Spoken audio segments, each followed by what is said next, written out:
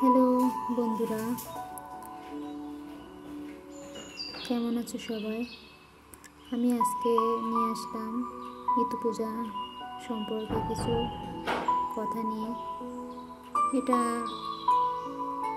গ্রামের দিকে সবাই করে, শহরে ঘরেও করা যায়। এটা মূলত বাইরে করতে হয়। দেখেন কী কী উপকরণ লাগে।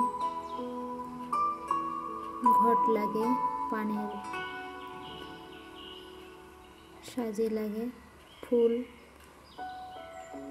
পিঠে, ফুল, ফল, নৈবেদ্য,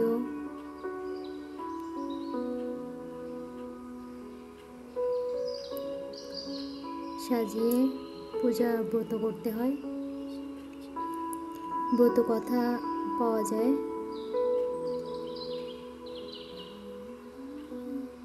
দেখুন আমি ঘরেই করলাম।